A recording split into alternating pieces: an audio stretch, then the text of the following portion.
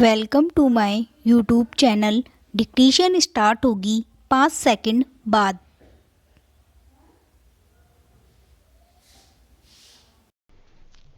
महोदय, योजनागत और योजनात्तर दोनों तरीकों से वानिकी के विकास के लिए पर्याप्त संसाधनों का आवंटन हमेशा से गंभीर चिंता का विषय रहा है।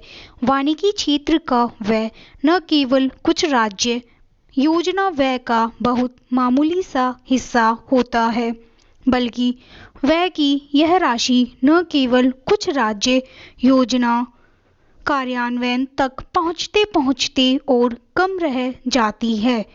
पूर्व योजना में यही हुआ और 8वीं योजना में भी यही खेल चला। मैंने खर्च का यह मुद्दा प्रधानमंत्री और योजना आयोग के उपाध्यक्ष दोनों के समक्ष उठाया। दोनों ने आश्वासन दिया है कि सुधारात्मक उपाय किए जाएंगे, लेकिन मैं आपका ध्यान विशेष रूप से योजनात्तर खर्च की ओर दिलाना चाहूँगा।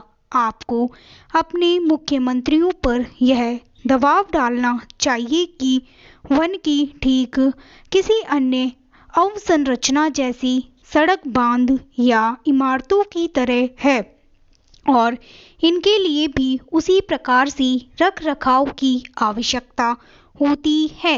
यदि हम इनका सही रख रखाव नहीं करते और इनसे केवल मामूली वन उत्पाद, चारा, ईंधन, मृदा और नीम संरक्षण और भूमिगत जल स्तर आदि के रूप में लाभ पाने की आशा रखते हैं, तो यह केवल कल्पना की जंगल में रहना जैसा होगा।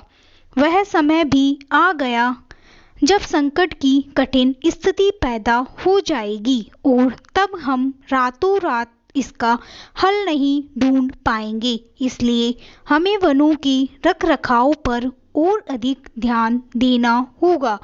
जैसा कि आप जानते हैं कि कुछ राज्यों में बहुपक्षीय और द्विपक्षीय दाताओं द्वारा विदेशी सहायता प्राप्त परियोजनाएं कार्यान्वित की जा रही है। जिन राज्यों में वर्तमान में ये परियोजनाएं नहीं हैं, वहां ये तैयार की जा रही है।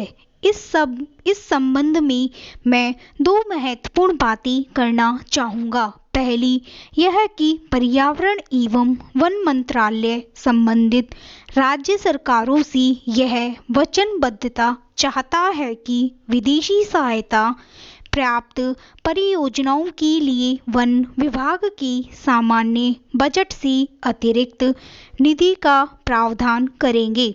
इस वचनबद्धता के आधार पर ही आंध्र प्रदेश वानिकी परियोजना के संबंध में विश्व बैंक के साथ सफलतापूर्वक बातचीत हो पाई। इसी प्रकार की वचनबद्धता मध्य प्रदेश वानिकी परियोजना के लिए भी दी गई, जिस पर कि विश्व बैंक की सहायता पाने के लिए बातचीत चल रही है। मैं देश के प्रत्येक राज्य और केंद्र शासित क्षेत्र के लिए वानिकी परियोजना चाहूँगा, लेकिन वह वचनबद्धता एक पूर्व शर्त के रूप में आवश्यक है। दूसरी बात जो कि निरंतरता से संबंधित है, वह भी उतनी महत्वपूर्ण है। हमारा अनुभव है कि जैसे ही कोई विदेशी सहायता प्राप्त परियोजना समाप्त होती है, संबंधित राज्य वन विभाग अन्य विदेशी सहायता परियोजना प्राप्त करने के लिए मंत्रालय के पास आता है और यह केवल कुछ परियोजनाओं द्वारा वित्त पोषित कार्यों को जारी रखने के लिए होता है।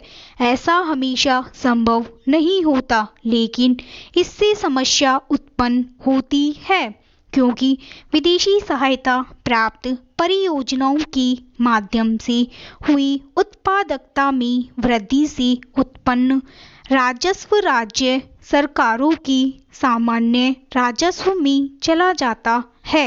स्टॉप। आपको ये डिक्टेशन अच्छा लगा हो तो प्लीज़ चैनल को लाइक करें, सब्सक्राइब करें और बेल आइकन पर क्लिक करें।